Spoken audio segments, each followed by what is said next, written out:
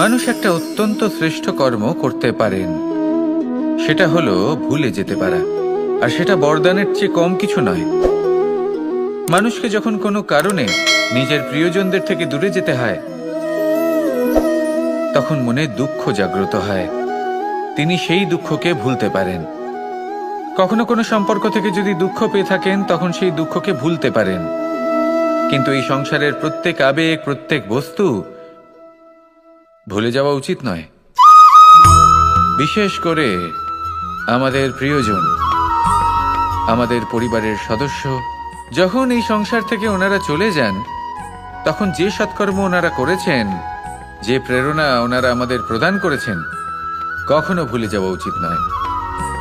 যখন আপনি কোনো উঁচু স্থানে পৌঁছে যান, আপনি সাফল্য লাভ করেন, তখন সেই সকল বন্ধুদের ভোলা উচিত নয় যারা আপনার সাথে আরম্ভ থেকে ছিল, যারা সব সময় আপনাকে সাহায্য করেছে। আর সবথেকে গুরুত্বপূর্ণ কথা, আপনার বয়স যতই বৃদ্ধি পাক না কেন, মাতা পিতাকে কখনো ভুলবেন না। আপনি যতই বড় হন না কেন, আপনি তাদের সন্তানই থাকবেন। অভিজ্ঞতার দিক থেকে ওনাদের থেকে ছোটই থাকবেন। তাই সবসময় নিজের মাতা পিতাকে নিজের সাথে রাখুন, কখনো তাদের ভুলবেন না। সেই সকল ব্যক্তিদের ভুলে যাবেন না যারা দুঃখের দিনে আপনার সাথে ছিল, তবেই জীবনে সুখ পাবেন। আসুন আর আমার সাথে ভালোবেসে বলুন, রাধা রাধা। এই আমার অনেকগুলো নাম আছে, আর তাদের মধ্যে একটি হলো যুদ্ধ বিমুখ। এই কথা আপনারা সবাই জানেন। দাদাও আমাকে বলেছেন যে তুমি এরকম কিভাবে যুদ্ধক্ষেত্র থেকে মুখ ঘুরিয়ে পালাতে পারো কানাই। দেখুন, যেটা সময়ের দাবি ছিল আমি সেটাই করেছি। যদি আমি রণভূমি ত্যাগ করে না পালাতাম, তাহলে কে জানে কত সৈনিক নিজেদের প্রাণ হারাতেন, কে জানে কতগুলি পরিবার নিজেদের বাঁচার আশা হারাতেন, কে বলতে পারে হয়তো কত প্রাণী এই সংসার ত্যাগ করতেন। আর তাই কখনো কখনো যুদ্ধ বিমুখ হওয়াই শ্রেয়। কখনো জীবনের ক্ষেত্রেও এটা প্রযোজ্য। যদি দূরে চলে গেলে আপনার সম্ভাবনা বৃদ্ধি পায়, তাহলে দূরে চলে যান। দূরে চলে যান সেই সকল ব্যক্তিদের থেকে যারা কথায় কথায় আপনাকে অপমান করেন, আপনার নিন্দা করেন, আপনাকে বাধা দেওয়ার চেষ্টা করেন, আপনাকে ছোট করেন। কারণ তাদের সাথে থেকে, সেই সকল ব্যক্তিদের সাথে থাকলে যারা আপনার মূল্য বোঝেন না, আপনি নিজের আত্মসম্মান, নিজের আত্মবিশ্বাস, নিজের ব্যক্তিত্বকে নত করে ফেলবেন। দূরে চলে যান সেই সকল সংঘর্ষ থেকে, সেই সকল পরিস্থিতি থেকে যাদের সম্মুখীন হয়ে আপনি কোনো পরিণামেই পৌঁছতে পারবেন না। যদি আপনি এইভাবে যুদ্ধ বিমুখ হয়ে উঠতে পারেন, যদি এই প্রবৃত্তি আপনি নিজের মধ্যে জাগ্রত করতে পারেন, তাহলে আপনার সামনে সেই যুদ্ধ চলে আসবে যাতে বিজয় লাভ করে আপনি নিজের অস্তিত্ব খুঁজে পাবেন। আর সেটাই হলো সবথেকে বড় জয়লাভ। আসুন আমার সাথে ভালোবেসে বলুন, রাধা রাধা। এই সংসারের একটা নিয়ম আছে, বা বলতে পারেন লোকে তাই বলে, যে শক্তিশালী হয় সে শক্তিহীনকে নত করে দেয়। এমনটাই হয়, তাই না? আবশ্যক নয়।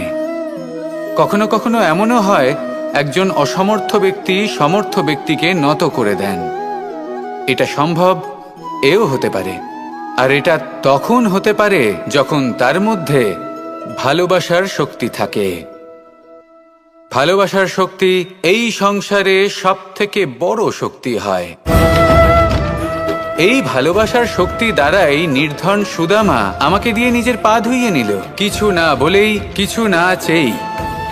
এই কর্মের আধার ছিল শুধুমাত্র ভালোবাসা। খুব শক্তিশালী হয় এই ভালোবাসা। ভালোবাসার শক্তি দ্বারাই আপনি হিমালয় পর্বতকে নত করতে পারেন, তাহলে কি অসম্ভব হতে পারে? এই ভালোবাসার শক্তির সঞ্চার করুন, আর এই ভালোবাসার সাথেই বলুন, রাধা রাধা। মানুষের জীবনে স্বচ্ছতার একটা আলাদা গুরুত্ব আছে। যদি আপনি নিজেকে স্বচ্ছ রাখেন, তাহলে আপনার নিজেরও ভালো লাগবে, সামনের ব্যক্তিরও ভালো লাগবে। একটা অন্যরকম প্রভাব পড়বে। কিন্তু একজন শ্রেষ্ঠ ব্যক্তি কিভাবে হয়ে ওঠা সম্ভব? যার মধ্যে গুণ আছে, শিক্ষা আছে, শুভ চেতনা আছে, যিনি সৎকর্ম করেন। কিভাবে হব সেই ব্যক্তি যার মধ্যে জ্ঞান আছে? শুধুমাত্র স্বচ্ছ থাকলে তো তা হওয়া সম্ভব নয়। প্রথমে আপনাকে বুঝতে হবে যে মানুষের মধ্যে 4টি মূল তত্ত্ব আছে। প্রথম হলো তার শরীর, যার দ্বারা উনি যে কোনো কর্ম করে থাকেন। দ্বিতীয় তত্ত্ব হলো তার মন, যার দ্বারা কোনো কর্ম করার জন্য সে নিজেকে প্রেরণা দিতে থাকে। তৃতীয় তত্ত্ব হলো বুদ্ধি, যে কর্ম আমরা করতে চাই, যে লক্ষ্যে আমরা পৌঁছতে চাই, সেটা আমরা কিভাবে কোন পথে করব সেটা স্থির করা যায় বুদ্ধি দিয়ে। আর চতুর্থ তত্ত্ব হলো আত্মা। আত্মা হলো এমন এক তত্ত্ব যার কোনো সমাপ্তি নেই। আত্মা হলো অজয়। কিন্তু এরও শুদ্ধিকরণের প্রয়োজন হয়। এই 4টি তত্ত্বের শুদ্ধিকরণ করতে থাকুন, এদের নির্মল রাখুন, শুদ্ধ রাখুন। এবং এটা কিভাবে হবে? শুভ চেতনা দ্বারা, জ্ঞানের দ্বারা, এবং সবথেকে বেশি গুরুত্বপূর্ণ প্রেমের দ্বারা। আসুন আমার সাথে ভালোবেসে বলুন, রাধা রাধা।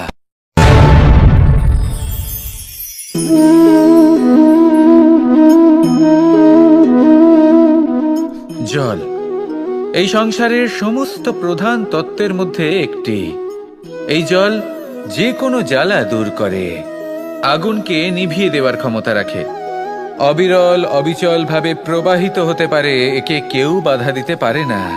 এর পথে বাধা সৃষ্টি করলে নিজের পথ নিজেই খুঁজে নেবে, বা সে নিজেই নিজের পথ বানিয়ে নেবে, কিন্তু কখনো থামবে না।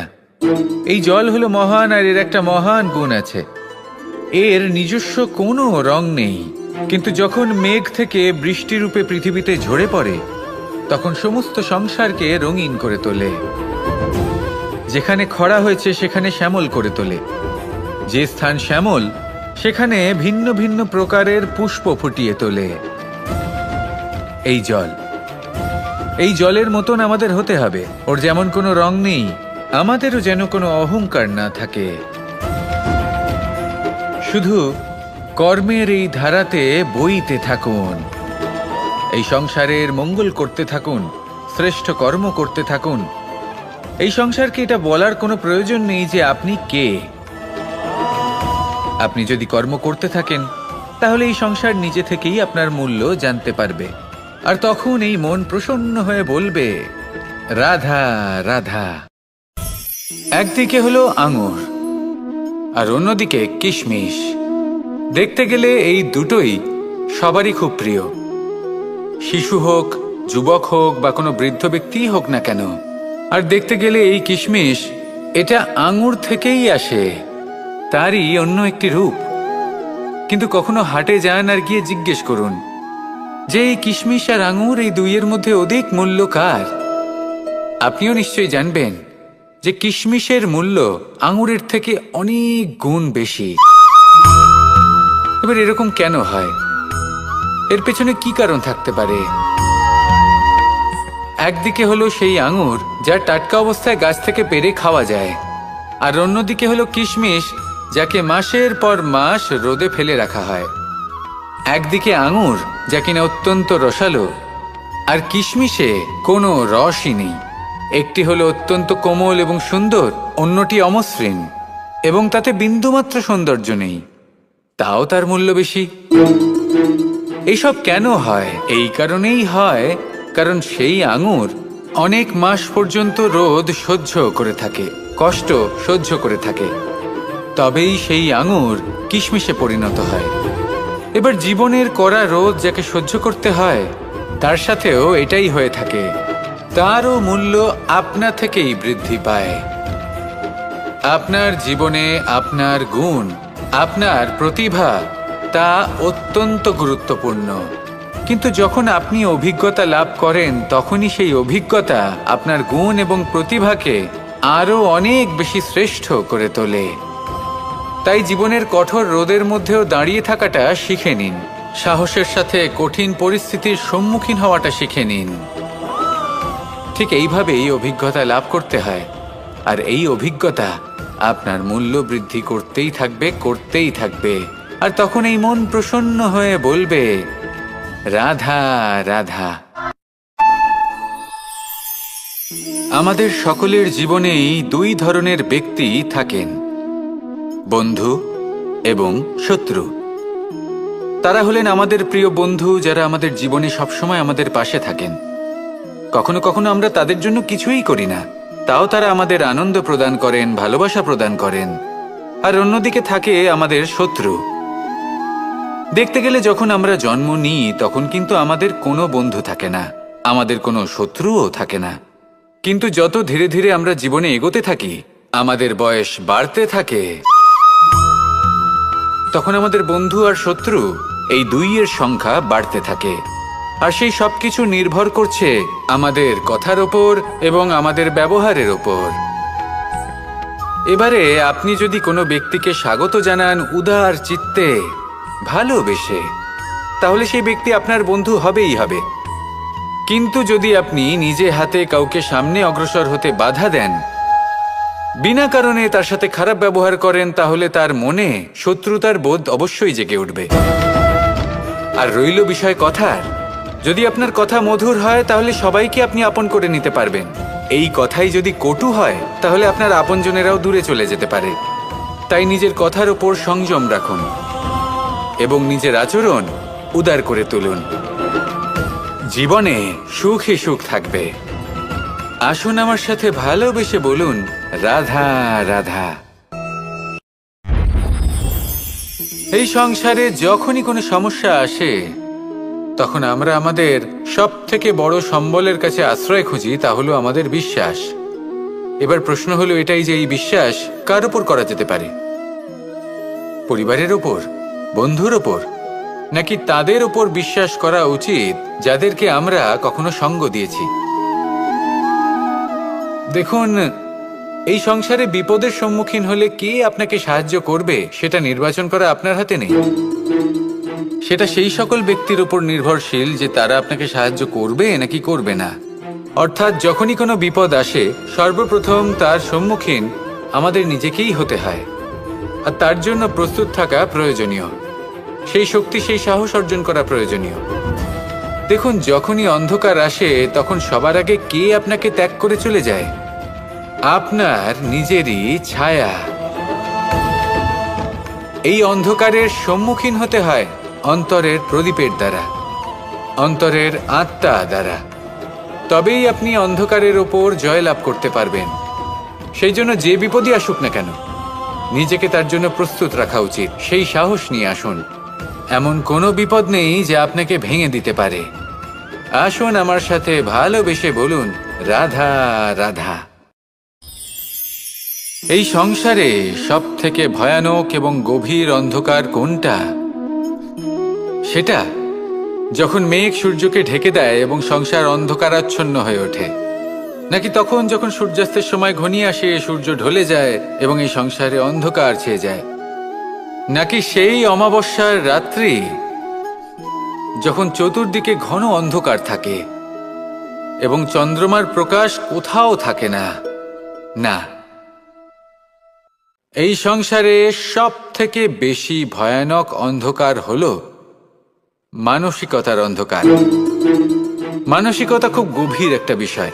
এই মানসিকতাই সত্যের রূপ ধারণ করে এবং আমাদের এই মানসিকতা এবং বিবেকে একটা সূর্য থাকে।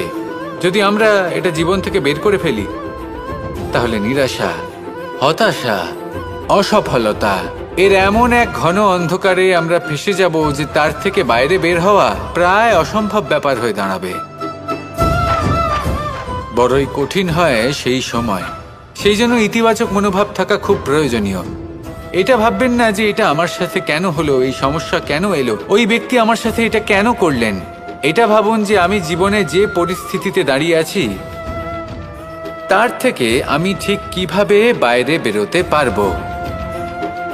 যতই ঘন অন্ধকার থাকুক না কেন, খুব ছোট একটা প্রদীপের প্রকাশ আমাদের পথপ্রদর্শক হয়ে দাঁড়াতে পারে। আর আমাদের জীবনে এই ছোট্ট একটা প্রকাশ হলো আশা। এই আশার একটি কিরণ আমাদের অত্যন্ত গাঢ় অন্ধকারেও পথ দেখাতে পারে। তাই এই আশাকে সবসময় মনে প্রজ্বলিত করে রাখুন। গাঢ় থেকে গাঢ় অন্ধকারের সাথে, কঠিন থেকে কঠিনতর সমস্যার সাথে লড়াই করুন, সামনে এগিয়ে চলুন, আর আমার সাথে ভালোবেসে বলুন, রাধা রাধা। শত্রুতা। একজন মানুষ অন্য মানুষের সাথে শত্রুতা করে বসেন। দুজন ঘনিষ্ঠ বন্ধু, এমনও এক সময় আসতে পারে যখন এনারা একে অপরের শত্রু হয়ে ওঠেন। এর অনেকগুলো কারণ হতে পারে, কিন্তু মূল কারণ হলো আলোচনা। আগে হ্যাঁ, আপনি যদি কারোর বিষয়ে আলোচনা করেন তাহলে সে আপনার শত্রু হয়ে যেতে পারে। এবার মনে একটা প্রশ্ন আসতে পারে যে এটা কিভাবে সম্ভব হতে পারে? আলোচনা, এটা তো অত্যন্ত জরুরি। যদি আমি নিজের বন্ধুর খারাপ কাজের বিষয়ে আলোচনাই না করি তাহলে সে শুধরবে কি করে? এ কথা সত্যি যে আলোচনা আবশ্যক, কিন্তু তার থেকেও বেশি গুরুত্বপূর্ণ এবং আবশ্যক হলো আপনার এই সিদ্ধান্ত। সিদ্ধান্ত এটাই যে আপনার এই আলোচনা কোন স্থানে করবেন। যদি এটা সবার সামনে করবেন ভাবেন, তাহলে তা অপমানও হয়ে যেতে পারে। যদি এটা আলাদাভাবে করেন তাহলে তা পরামর্শ হয়ে যায়।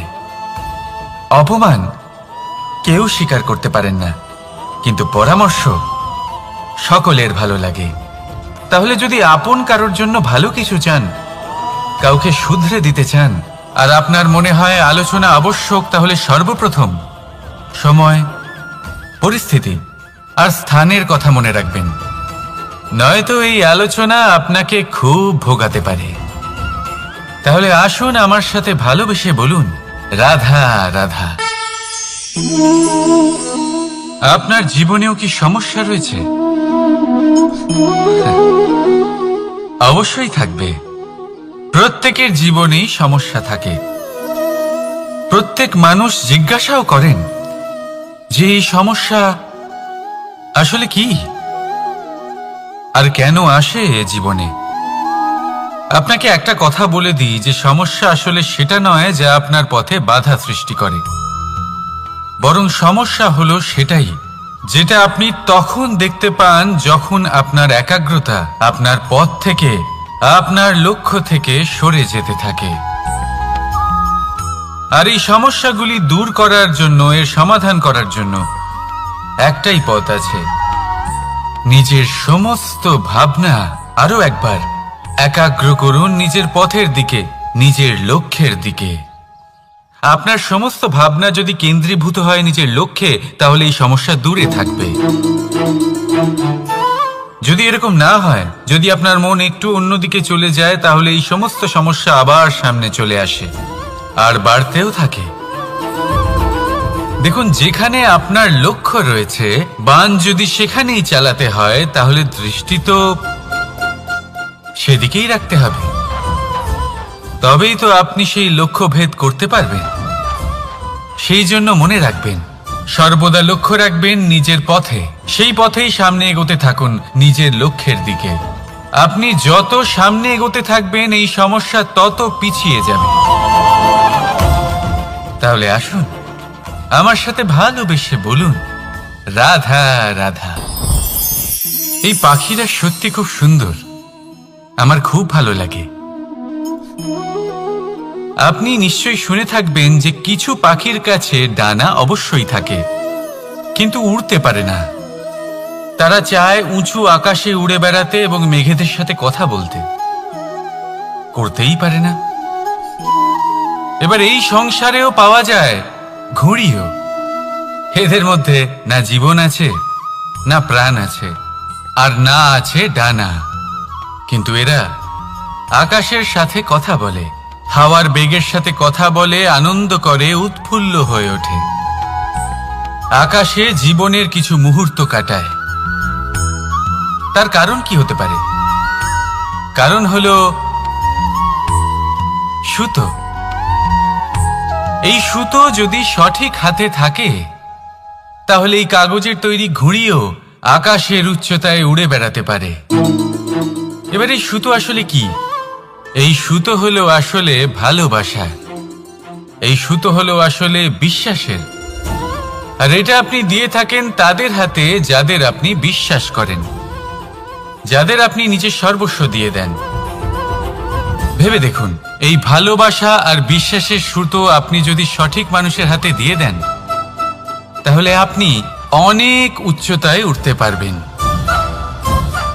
আকাশের উচ্চতায় উড়ে বেড়াতে পারবেন, মেঘের সাথে কথা বলতে পারবেন, পাখিদের মতো উড়তে পারবেন, যা ইচ্ছে তাই করতে পারবেন।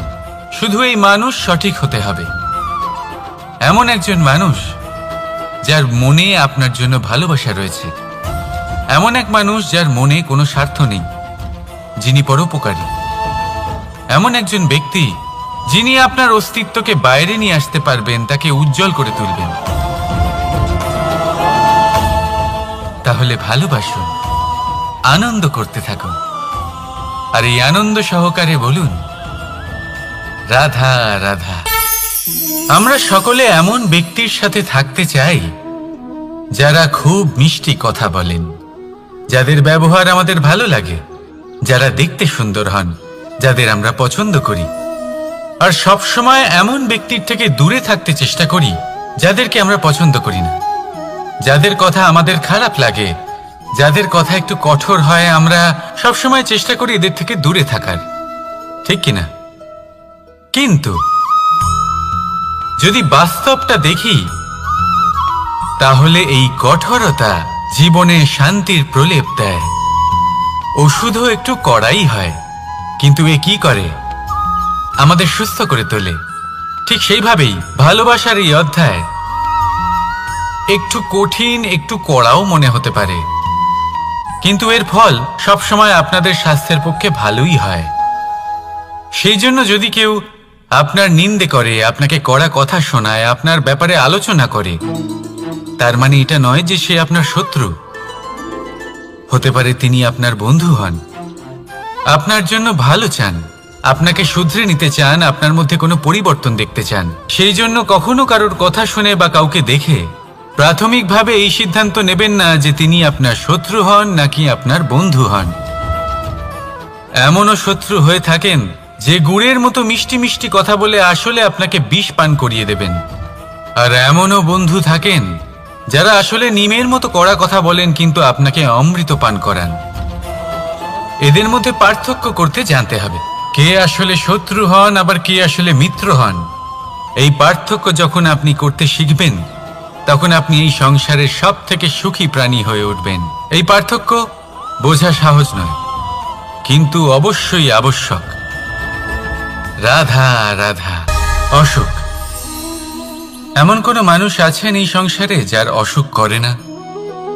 প্রত্যেক মানুষ কখনো না কখনো অবশ্যই অসুস্থ হয়েছে, তার এই শরীর রোগের শিকার অবশ্যই হয়েছে। এবারে দেখুন, এই রোগ আসে আবার এই রোগ চলেও যায়, কিন্তু সেই রোগ আমাদের কষ্ট দিতে কেন সক্ষম হয়? কারণ হলো স্বচ্ছতা। যদি এই স্বচ্ছতা শরীরে না থাকে, তাহলে মানুষকে শারীরিক কষ্ট পেতেই হবে। ঠিক সেইভাবেই অত্যন্ত প্রয়োজনীয় হলো এই স্বচ্ছতা যেন মনেও থাকে। যদি এই স্বচ্ছতা মনে না থাকে, তাহলে মানুষ চারিত্রিকভাবে কষ্ট সহ্য করেন। এবারে নিবারণ কি হতে পারে? বড়ই সহজ এর উপশম। যদি রোগ শরীরে হয়, তাহলে সর্বপ্রথম স্বচ্ছতা বজায় রাখতে শিখুন, এই শরীরকে পরিষ্কার রাখতে শিখুন। বিচক্ষণতার সাথে এই রোগের সম্মুখীন হন, ভয় পাওয়ার কোনো দরকার নেই। ব্যায়াম করতে থাকুন, সব ঠিক হয়ে যাবে। সেইভাবেই যদি এই অসুখ মনে হয়, তাহলে কি করা যায়? সর্বপ্রথম তার আধারের উপরে নজর দিন। আপনার এই আধারই হলো আপনার আহার। যা আপনি আহার করবেন সেরকমই মানুষ হয়ে উঠবেন। সেইভাবেই আপনি যেরকম ভাবেন সেরকমই মানুষ হয়ে উঠবেন। সেই জন্য নিজের ভাবনাকে শুভ করুন, নিজের দৃষ্টিভঙ্গিকে শুভ করে তুলুন, সব কিছু সঠিক হবে। আপনার আমার সবার মধ্যেই এক রাক্ষস বাস করে, তার সম্মুখীন হন, তাকে পরাস্ত করুন। তাহলে এই রোগ সে শরীরেই হোক বা মনের মধ্যে, যদি সঠিক সময় তাকে আটকানো না যায়, তাহলে যে কোনো সময় তা মহামারীর রূপ ধারণ করবে। সেই জন্য সাবধানে থাকুন, সুস্থ থাকুন। তাহলে আসুন আমার সাথে ভালোবেসে বলুন, রাধা রাধা।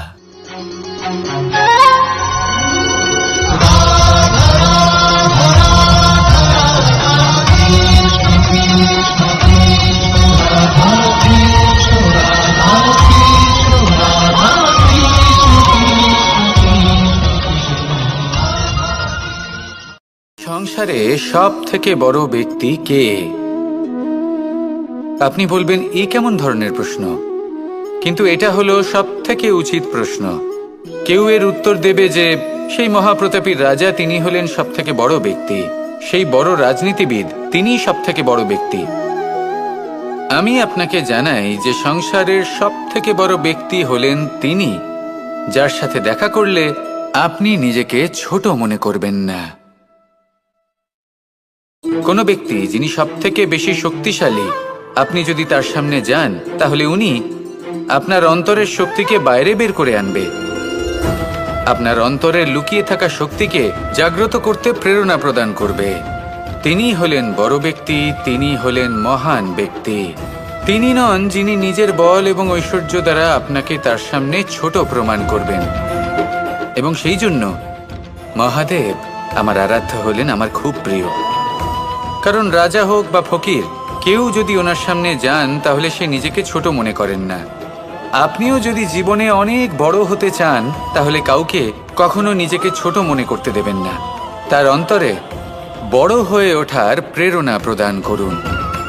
আসুন আমার সাথে ভালোবেসে বলুন, রাধা রাধা। এই সংসারে সাফল্য লাভ করার জন্য জ্ঞানের প্রয়োজন হয়, পরিশ্রমের প্রয়োজন হয়, দৃঢ় নিষ্ঠার প্রয়োজন হয়, নিরন্তর চেষ্টা করা প্রয়োজনীয়। কিন্তু আরো কিছু আছে যা অত্যন্ত প্রয়োজনীয় এবং গুরুত্বপূর্ণ। তা হলো ভালো বন্ধু। তাদের থাকা অত্যন্ত প্রয়োজনীয়। যদি ভালো বন্ধু থাকে তাহলে সময় এলে তারা ঢাল হয়ে আপনাকে সুরক্ষা করবেন। সময় এলে অস্ত্রের মতো শত্রুকে সংহারও করবেন। যদি তিনি জ্ঞানী হন, তাদের মধ্যে সদ্গুণ থাকে, তাহলে এই সব গুণ আপনার মধ্যেও প্রবেশ করবে। তাহলে সাফল্যের জন্য ভালো বন্ধু পাওয়া অত্যন্ত প্রয়োজনীয়। কিন্তু শুধু বন্ধু কেন, ভালো শত্রুও থাকা প্রয়োজনীয়। এবার আপনি ভাববেন, আমি কি বললাম? যদি আপনার জীবনেও ভালো অর্থাৎ শক্তিশালী শত্রু থাকে তাহলে আপনিও শক্তিশালী হতে থাকবেন। এই শত্রু আপনাকে প্রেরিত করবে আরো বেশি শক্তিশালী হয়ে ওঠার।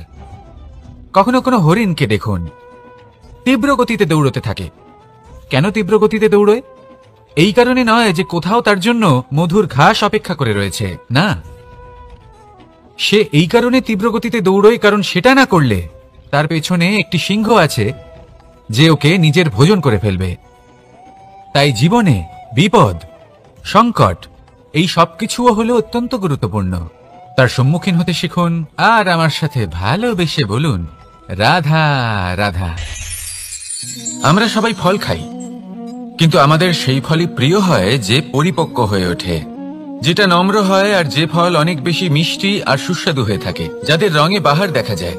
সেইভাবে জীবনে আমরা নানান মানুষের সাথে পরিচিত হই, কিন্তু সেই মানুষই আমাদের মন ছুঁয়ে যায় যারা বিনম্র স্বভাবের, যাদের বাণী খুব মধুর, যাদের অন্তরে আত্মবিশ্বাসের একটা তেজ, একটা রং দেখা যায়। এবার এমন ব্যক্তি আমরা কি করে হব? ঠিক সেইভাবেই যেমন একটা ফল রোদ, বর্ষা, শীত, বায়ু এই সকল সংকটময় পরিস্থিতির সম্মুখীন হয়ে পরিপক্ক হয়ে ওঠে, সেইভাবেই মানুষ সংকটময় পরিস্থিতির সম্মুখীন হয়ে পরিপক্ক হয়ে ওঠেন। যদি এই সংকটের সম্মুখীন হন তাহলে অভিজ্ঞ হবেন, আর এই অভিজ্ঞতাই শিক্ষা দিয়ে যাবে। এই অভিজ্ঞতা আমাদের শিখিয়ে দেয় যে আমাদের বিনম্র থাকতে হবে। অহংকার করে কোনো লাভ নেই। মধুর বাণীর যে কি মূল্য তা আমরা শিখতে পারি। এই অভিজ্ঞতাই আমাদের বুঝিয়ে দেয় যে উচিত অনুচিত কোনটা আমাদের দৃষ্টিভঙ্গি তৈরি করে, আর এই দৃষ্টিভঙ্গি দ্বারা আত্মবিশ্বাস জাগ্রত হয়। সেই জন্য জীবনে কখনো বিপদ থেকে দূরে পালাবেন না, সেগুলোর সম্মুখীন হন, অভিজ্ঞতা লাভ করুন, তার থেকে শিক্ষা লাভ করুন, এইভাবেই পরিপক্ক হবেন। আসুন আমার সাথে ভালোবেসে বলুন, রাধা রাধা। ধন সঞ্চয় করা সম্ভব, আর সেই জন্য ধন সব থেকে বেশি মূল্যবান সম্পত্তি নয়। এবার আপনি বলবেন, আমি কি বলছি? এই ধন খুব মূল্যবান, আমরা সকলে অর্জন করতে ব্যস্ত। সেটা এই কারণে কারণ আপনারা জানেন না এই সংসারের সব থেকে বেশি মূল্যবান সম্পত্তি কি। এ হলো সেই সম্পত্তি যা কখনো সঞ্চয় করা সম্ভব নয়। আপনার কাছে যতই ধন থাকুক তা দিয়ে আপনি স্বাস্থ্য লাভ করতে পারেন, বাড়ি কিনতে পারেন, আদি ইত্যাদি, কিন্তু আপনি যতই ধনী হন না কেন, ফেলে আসা দিনের একটা মুহূর্ত আপনি লাভ করতে পারবেন না। এই একটা মুহূর্ত, এই সময়, এটাই হলো সংসারের সব থেকে মূল্যবান সম্পত্তি। একবার চলে গেলে তা কখনোই ফিরে আসে না। আর এই মুহূর্ত যতই চলে যাক না কেন, আমরা স্মৃতির মাধ্যমে সেগুলি যাপন করতে পারি, তার আনন্দ উপভোগ করতে পারি। আর যার সাথে আমরা সময় অতিবাহিত করেছি তার স্মৃতিতে আমরা চিরকাল জীবিত থাকতে পারি। সেই জন্য সময় সব থেকে মূল্যবান সম্পত্তি, তাকে এইভাবে নষ্ট করবেন না। প্রত্যেকটা মুহূর্ত উপভোগ করুন, আনন্দ করুন, আর ভালোবেসে বলুন রাধা রাধা। কনক, কি সুন্দর একটা শব্দ। এর অনেকগুলো রূপ রয়েছে, অনেকগুলো অর্থও রয়েছে। প্রথম অর্থ হলো স্বর্ণ, অর্থাৎ সম্পত্তি। দ্বিতীয় অর্থ ধুতুরা, অর্থাৎ গাছের ছোট একটা বীজ, যা কিনা অত্যন্ত শক্তিশালী হয়। যদি বেশি মাত্রায় এর প্রয়োগ করা হয় তাহলে এটা বিষময় হয়ে উঠতে পারে।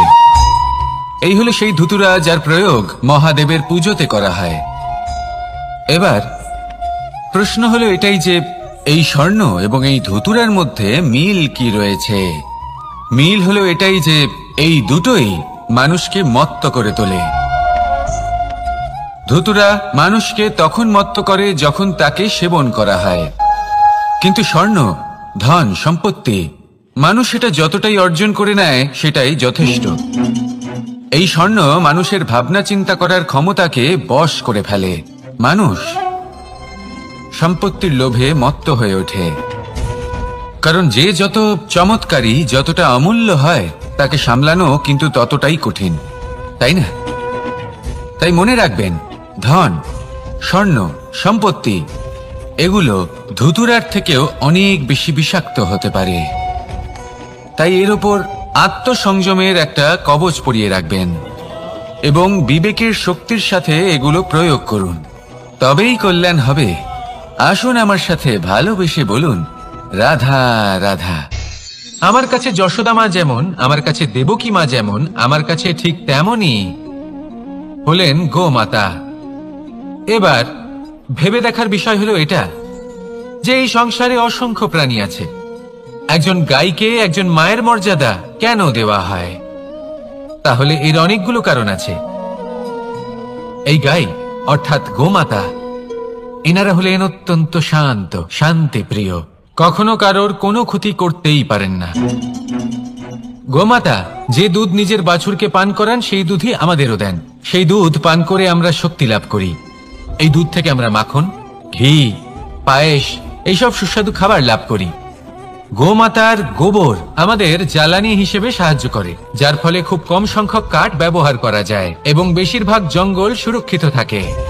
গোমাতার গোমূত্র, সেটাও আমাদের কাছে লাভজনক।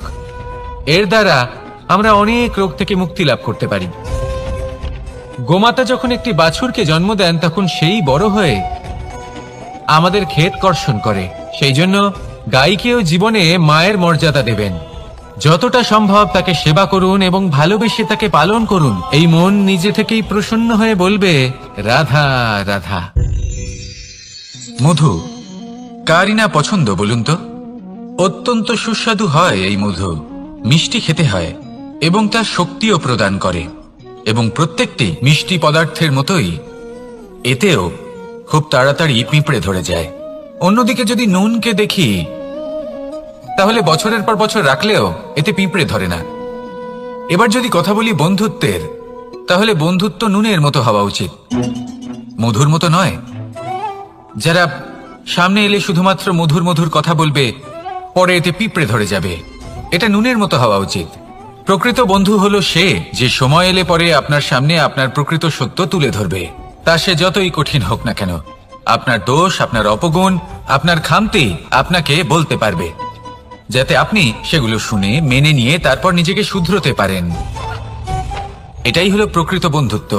কখনো নিজের জীবনের আশেপাশে মন দিয়ে দেখবেন, অনেক সময় এমন মানুষ থাকেন, অনেক বন্ধু থাকেন যাদের দেখে আমাদের মনে হয় যে এনারা খুব কঠোর, এনাদের কথা খুব কটু। কিন্তু বেশিরভাগ এমন মানুষের মনটা যদি বুঝতে পারেন তাহলে দেখবেন তাতে কোনো মালিন্য নেই। এনাদের মন অত্যন্ত পবিত্র হয়। যদি আপনার জীবনেও এমন কোনো ব্যক্তি থেকে থাকে, এমন বন্ধু থাকে, তাহলে তাদের আগলে রাখুন আর আমার সাথে ভালোবেসে বলুন, রাধা রাধা। যতক্ষণ আমরা এই সংসারে জীবিত, ততক্ষণ আমাদের সাথে সবকিছু থাকে। আমাদের ধন, সুখ স্বাচ্ছন্দ্য, আমাদের মিত্রগণ, আমাদের পরিবার, এই সমাজ, এই সবকিছু আমাদের সাথে থাকে। যেদিন আমরা এই সংসারকে ত্যাগ করব, এদের মধ্যে কেউ আমাদের সাথে যাবে না।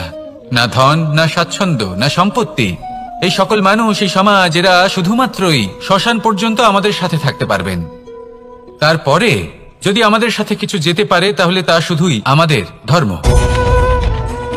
আর এই সংসারে আমরা নিজেদের যে সুনাম রেখে যাই, সেটা সম্ভব শুধুমাত্র কর্মের দ্বারা। সেই জন্য সংসারে যতদিন পর্যন্ত জীবিত আছেন, যদি কিছু অর্জন করতে চান, তাহলে ধর্ম অর্জন করুন, ধর্মের বিষয়ে স্পষ্টতা অর্জন করুন এবং কর্ম অর্জন করুন। এটাই হবে আপনার অতীত এবং এটাই হবে আপনার ভবিষ্যৎ, এবং এটাই সকলকে প্রেরণা প্রদান করবে। আসুন আমার সাথে ভালোবেসে বলুন, রাধা রাধা। গেলে এই অভিজ্ঞতা আমাদের সেই শিক্ষা দেয়, যার জন্য আমরা সুখের দিকে উচিতভাবে অগ্রসর হতে পারি। সেই জন্য জীবনে যখনই দুঃখ আসবে, দুঃখের এই সময় আসবে, তখন হতাশ হবেন না। বোঝার চেষ্টা করুন এই পরিস্থিতি কেন এসেছে, কি শিক্ষা দিতে এসেছে। যদি আপনি সেই জ্ঞান লাভ করেন, সুখের পথে অগ্রসর হন, তাও উচিত রূপে, তাহলে এই অভিজ্ঞতার উদ্দেশ্য পূরণ হয়ে যায়। তাহলে আসুন আর আমার সাথে ভালোবেসে বলুন, রাধা রাধা। জীবনে শিখরে পৌঁছানোর জন্য মানুষের কি প্রয়োজন হয়ে থাকে? সিঁড়ির। কিন্তু তাও প্রত্যেক মানুষ, প্রত্যেক ব্যক্তি শিখরে পৌঁছতে পারেন না। এর কারণ কি? কারণ একটা হতে পারে যে মানুষ কল্পনা করতে থাকেন কিন্তু সিঁড়ি খুঁজে পান না। কিছু মানুষ খুঁজে নেন, কিন্তু তা পেয়ে এতটাই প্রসন্ন হয়ে যান যে তারপর আর কোনো কর্মই করেন না। খুব সোজা ব্যাপার। অনেক মানুষ সিঁড়ি খুঁজে পান না, আর যদি পেয়েও যান, তাও যতক্ষণ না তাতে চড়ছেন, সেই শিখরে পৌঁছবেন কি করে? যতক্ষণ না আপনি পরিশ্রম করছেন, যতক্ষণ না সেই সিঁড়িতে আপনি চড়ছেন, যতক্ষণ না ক্লান্ত হচ্ছেন, আপনার পায়ে হাঁটুতে ব্যথা না হচ্ছে, ততক্ষণ এই শিখরে পৌঁছানোর সৌভাগ্য লাভ করতে পারবেন না। তাহলে কল্পনার সাথে কর্ম করুন, পরিকল্পনার সাথে পরিশ্রম করুন, সবকিছু পাবেন। আসুন আমার সাথে ভালোবেসে বলুন, রাধা রাধা।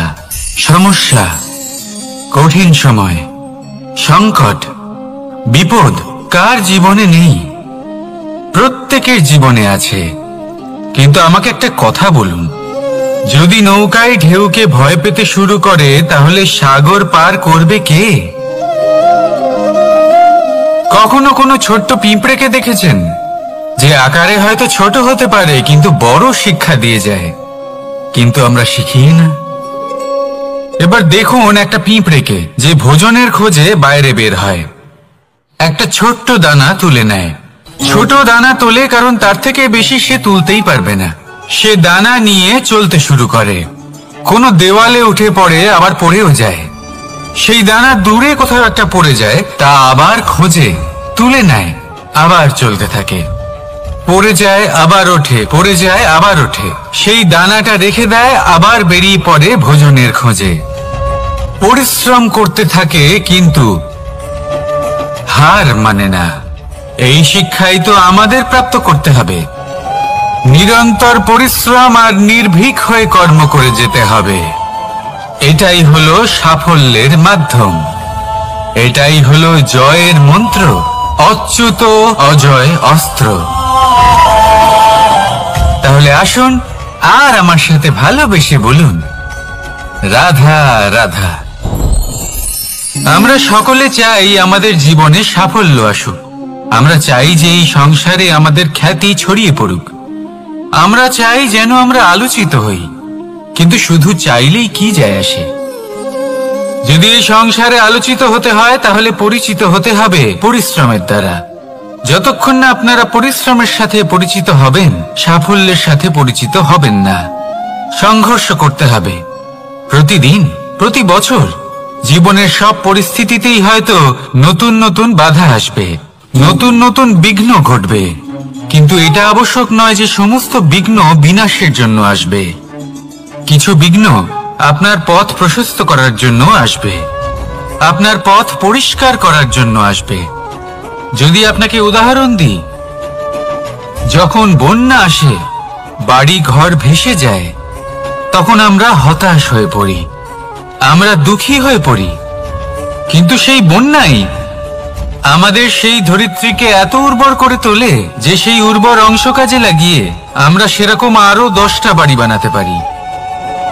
তাহলে ধন্যাত্মক থাকুন আর যে কোনো সংঘর্ষের জন্য প্রস্তুত থাকুন। জীবনে অনেক দূর যেতে পারবেন। তাহলে আসুন আমার সাথে ভালোবেসে বলুন, রাধা রাধা।